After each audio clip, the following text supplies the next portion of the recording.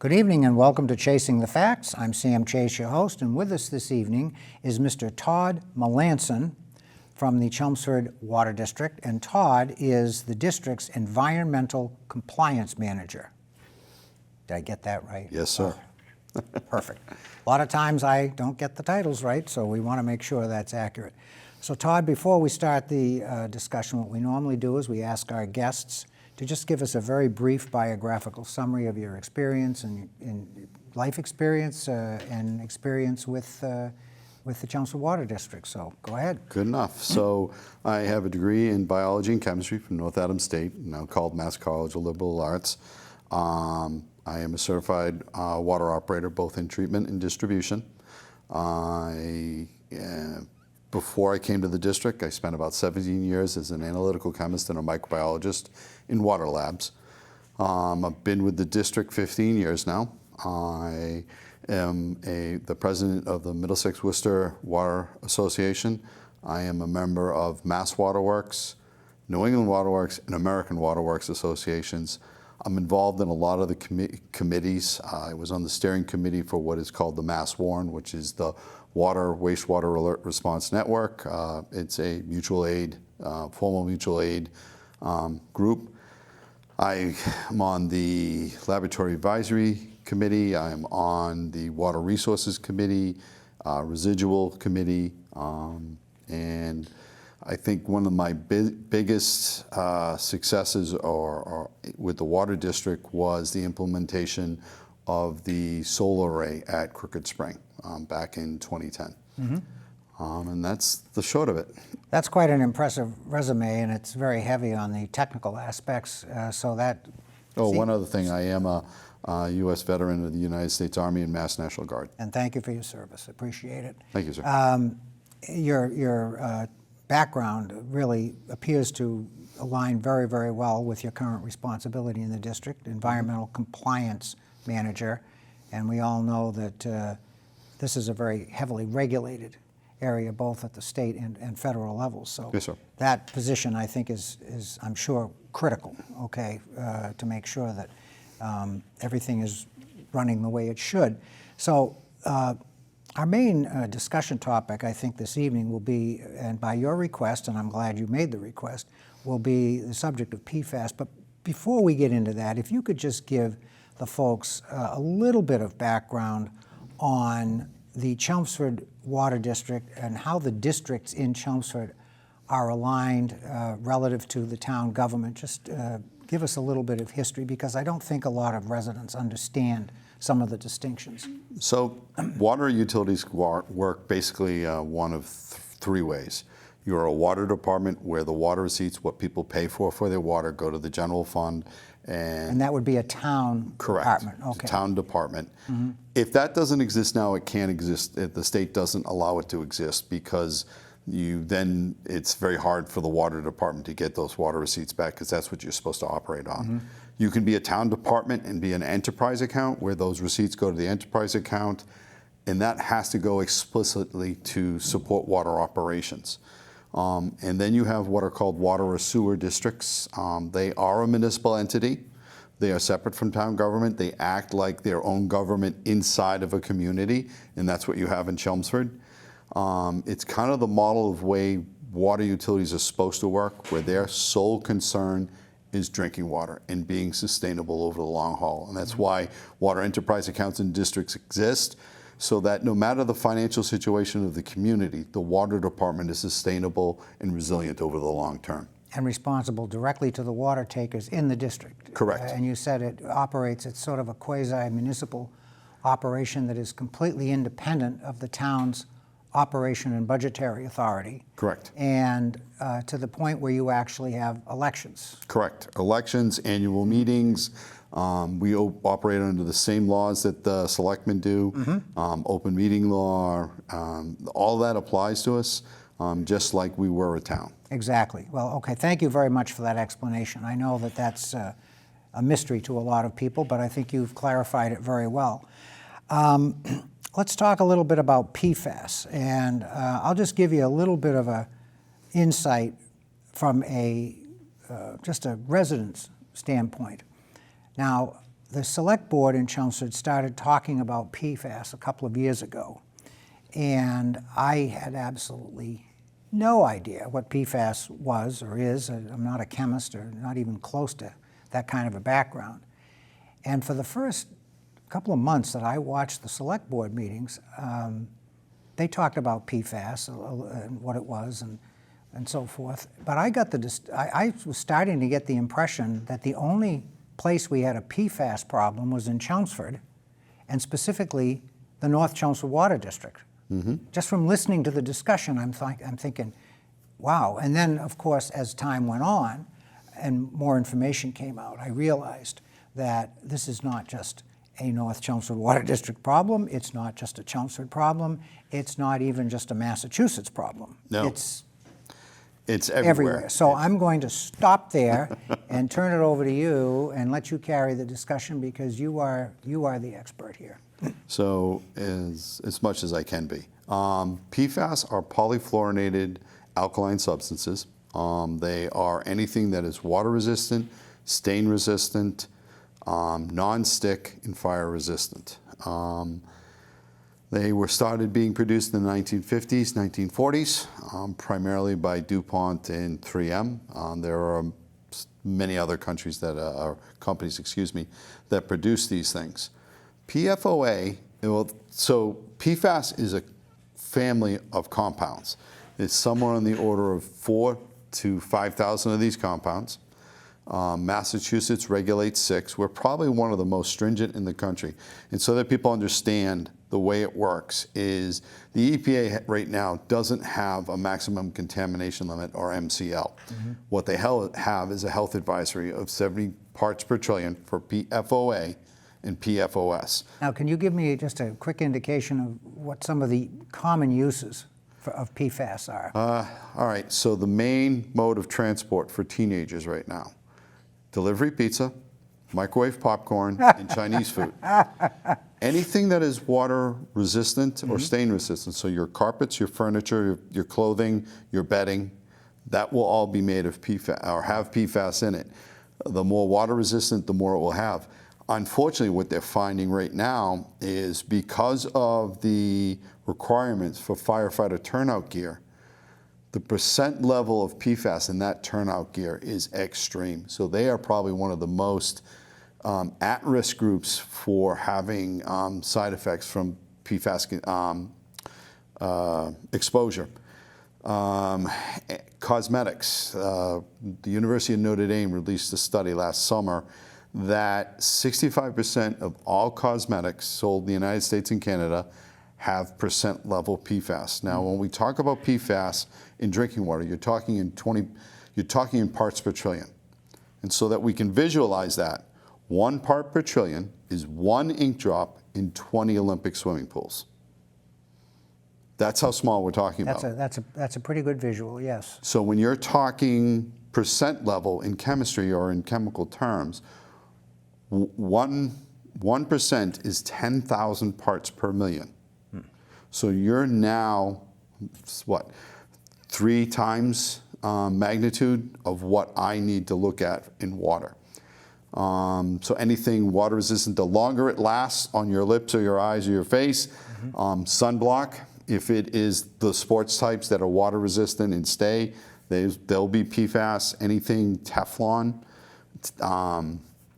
Let's see what else.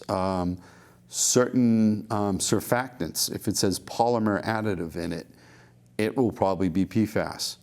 What everyone always assumed, and the way we started to find out about this is an EPA protocol called the Unregulated Contaminant Monitoring Rule. So they take, of the thousands upon thousands of contaminants that are not regulated, they narrow it down to a group of 30 items, and you test for it every 3 to 5 years.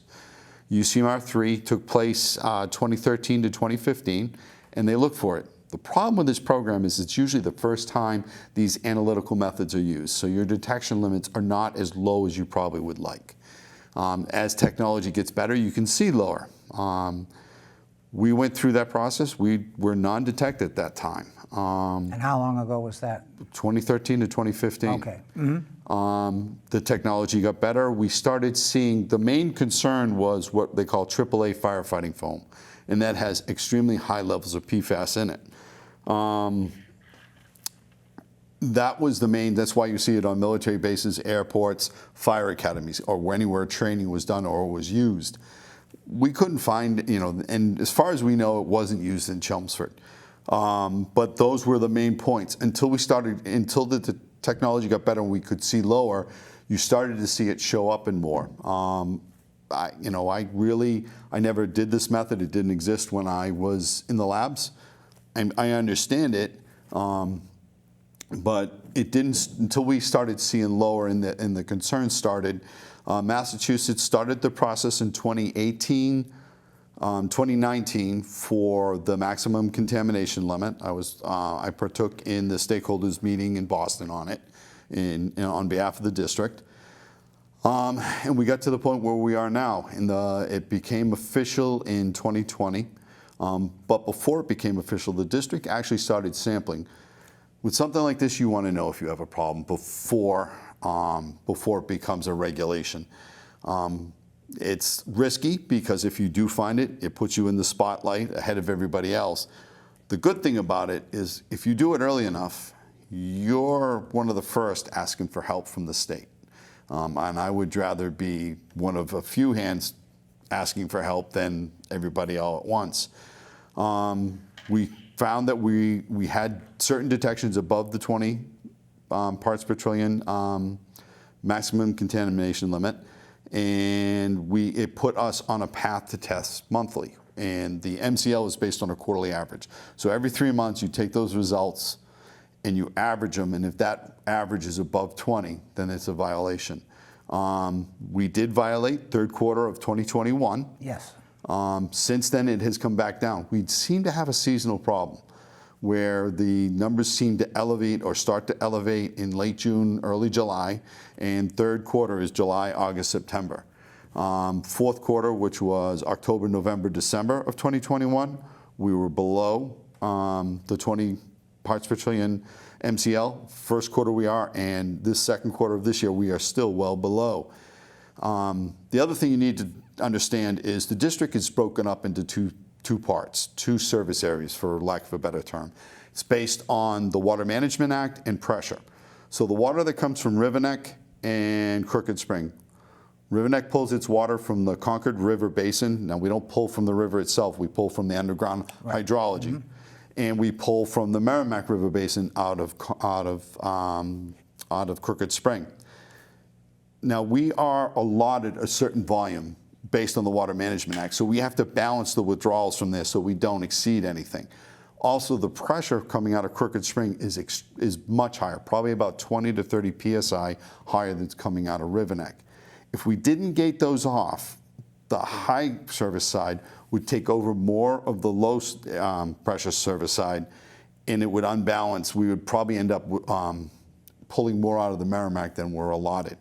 So that's why it's gated the way it is. And basically, for the lack of a better term, if you take Drum Hill and you draw a squiggly line to Carlisle, the left-hand side is primarily Crooked Spring. The right-hand side is Riverneck Road. Mm-hmm. And that's kind of, so the problem's on the Crooked Spring side. That's the one that has violated. Riverneck does have, all of our sources, all the brooks that we've tested have come up positive for PFAS. Okay. But Crooked Spring is the only one that's violated. To give people an idea how ubiquitous this is, the state of Maine, probably one of the most rural states in New England or in the East Coast, issued a health advisory on harvested deer meat last fall because it had PFAS in it in exceeding levels. Wow. Once this stuff hits water, it becomes extremely mobile in the aquifer. And it's very hard to mitigate because it is in just about everything. Now, do you have an idea what the main contributory sources are for this? We have not been able to. Not been able to isolate that? Nope. Mm-hmm. And we're right at, so if you look at the brooks, they run anywhere from 20 about 15 to 18 parts per trillion in the brooks. We've tested Stony Brook and Beaver Brook, and that's about what they run. So our levels in the wells run anywhere from 13, and we've had highs of, I want to say, 25. The averages have always been below, except for the one quarter we mentioned. But we're what they call legacy or environmental background levels primarily. So we're right at where what you would be exposed to in your everyday life. Mm-hmm. The only problem is it's difficult to communicate this. The other part of it too is this is an analysis like I've never seen. So when you usually get a report from a lab, it's already passed QC. The lab has gone through the QC procedure. They won't give you the data unless the QC is passed.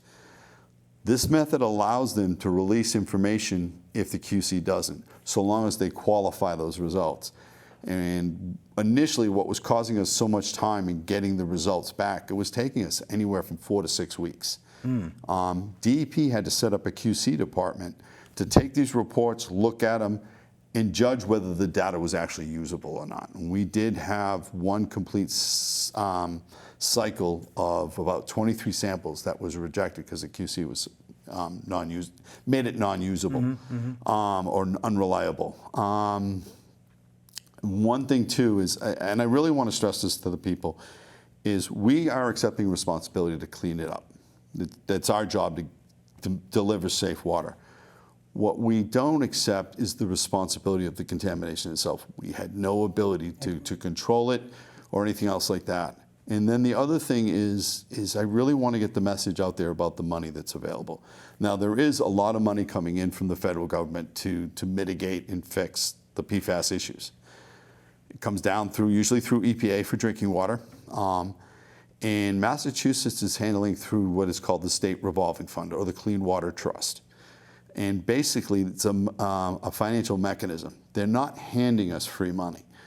You have to apply for a bond or basically a loan from the Clean Water Trust. It's a competitive process, and then you bond it out. Well, the good thing about PFAS is they are still talking that it is a 0% interest loan, and they are talking specifically about PFAS with there being principal forgiveness.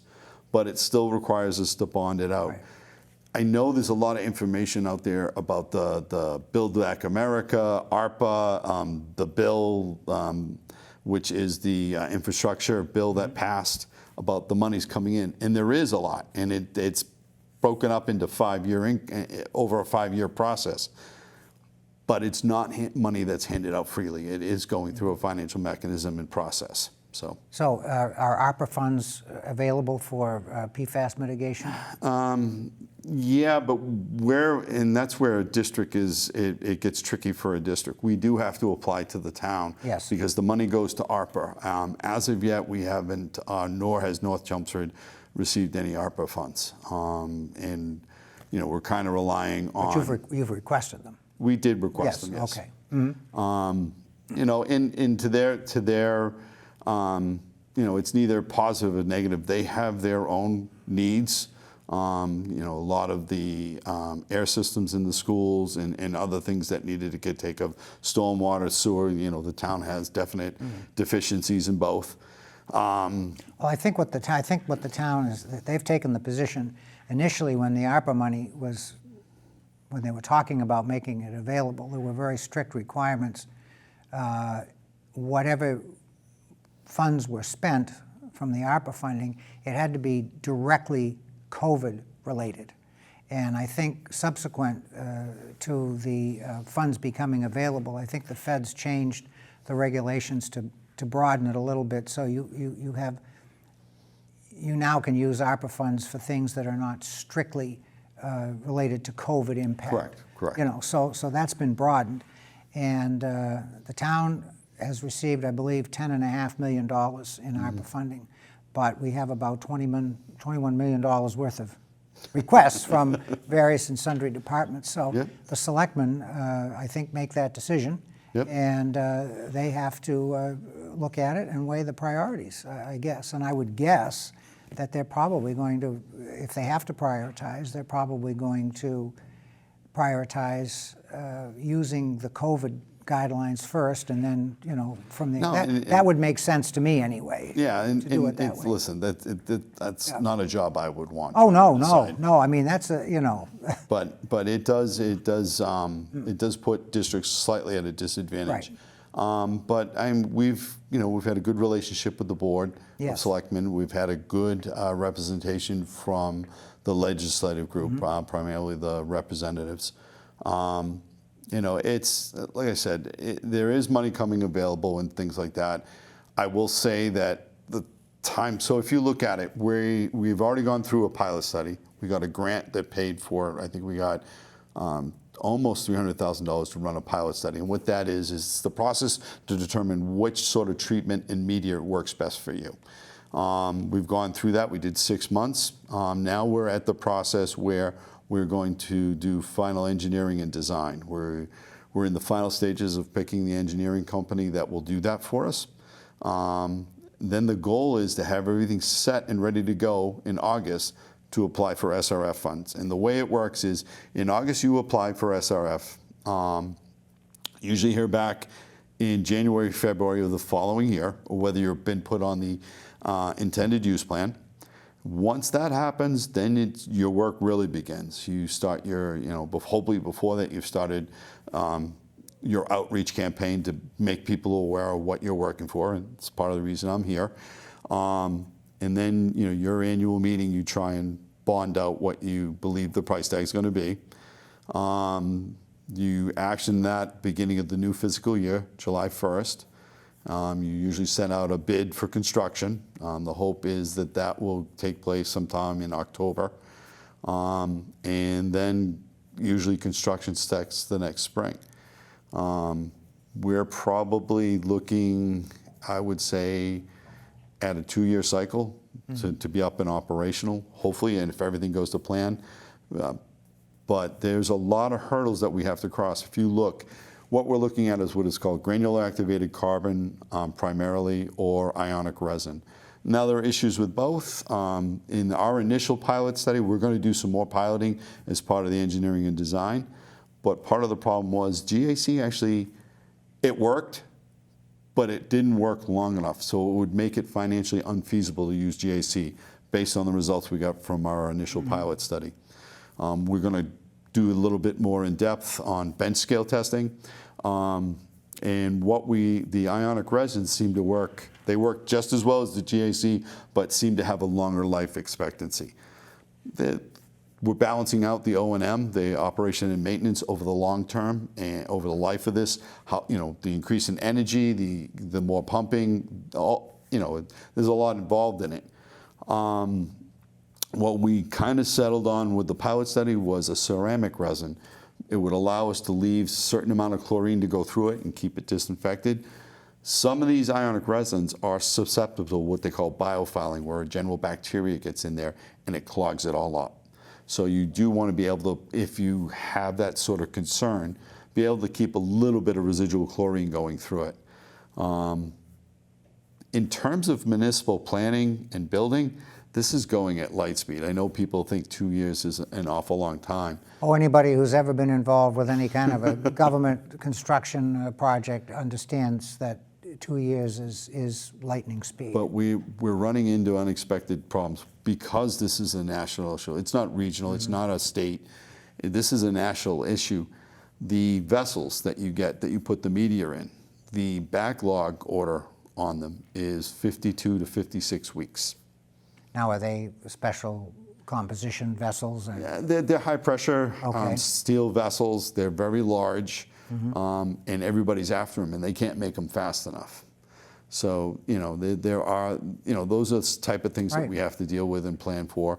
A lot of people are pre-ordering them. Once you get approved, you can pre-order the vessels. It's all give and take, and you're trying to balance everything out as best you can. And as you said, you're competing with everybody else in the country. Yes, sir. So it's good that you folks, you seem to be on the first edges. I mean, you didn't wait to react. Okay? No. So that's we're in good shape from that standpoint. And I got to give credit, the leadership of the district, the water commissioners, Mr. Harrington, Mr. Wetmore, Mr. Martin, the superintendents I've worked for. I worked for Bob Delaney initially, and now I work for Andy Reid. They've always been about being proactive. If you look, we were the solar array at Crooked Spring. They allowed me to pursue that. We got it through the ARA, the American Rebuild and Recovery Act. We were the very first municipally owned ground mount solar system in New England. And we were the largest for about a week, and then Pittsfield overtook us. But we do have that claim to fame that we were the first municipally owned ground mount solar array. And you know, it doesn't supply all the electricity, but it does give us a significant known in our energy supplies. And it was at the time the energy prices, like now, were highly fluctuating and high. They've looked at, if you look, we were all groundwater with just disinfection and pH control. We were one of the first utilities in Massachusetts to start treating for iron and manganese, well before it was required, because they're what are called secondary contaminants, meaning it affects the aesthetics of the water, not the health or safety. So I really think that the community is well served by being proactive, in the way we look at things that way. I don't think there's any question about it, and I know all the gentlemen you've mentioned. I've known them all for many years and very well, and they are all forward-thinking people. So what you're telling me does not surprise me at all, and we are very, very fortunate, those of us who live in the Center Water District. Now, what percentage of Chelmsford water takers are covered by Center? So we're about 80% of the community. About 80%. Okay. North is about 15, 16, and then east is what is left. You know, our problem is that it is in the final drinking water. North is lucky in the way that their system was set up. So wells are never going to be the same chemistry-wise. North has things in their water that we don't. They require a stronger oxidizer. So the oxidizer that breaks down the iron and manganese needs to be stronger. It creates a byproduct called chlorate that has a maximum contamination limit itself, and the way to treat it is with the granule activated carbon, or GAC. So, I want people. So they were already treating for PFAS without knowing about it. Correct. That's great. Good for them. They have it in their raw water now. They're using it up a lot quicker, and they need more vessels, so they're going to have to do a significant amount of engineering as well. But yes, the only reason I mention that is I want people to understand that the North Chelmsford Water, if you get your bill from North Chelmsford Water, you don't have to put a filter in or anything like that, because your water is safe. And they're being extremely careful. Usually when you're looking for breakthrough on the filter, when these contaminants start to show up.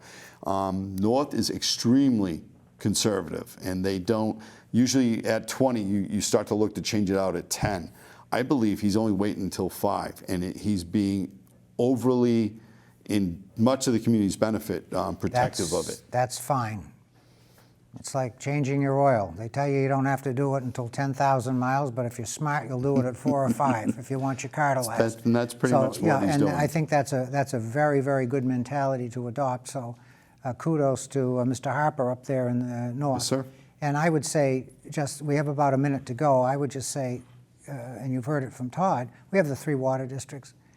And I'm actually impressed with all of them. I mean, obviously, you've got 80% of the water takers, so you've got the largest share. But what I know about the North Chelmsford folks and the folks over in East, they're all well managed, and I think all water takers in Chelmsford are very, very well served by these independent districts. So, Todd, we've got about 40 seconds. Well, one thing I would ask people to do on the Chelmsford Water District website, chelmsfordwater.com, there's an entire section devoted to PFAS. It has a lot of great information, all the updates and summaries. I try to get them out when the quarter ends. If I have the results, I try to get that up there. So every new quarterly update and summary is on there. Everyone is on there in chronological order. Please go there for your information. If you have an issue, instead of going to social media and things like that, if you have discolored water, look to see if we have a main break. Go to the website and use it. And that's that's about it. Check the facts, folks, before you react. And thank you very much, Todd, and we will have you back. Very good.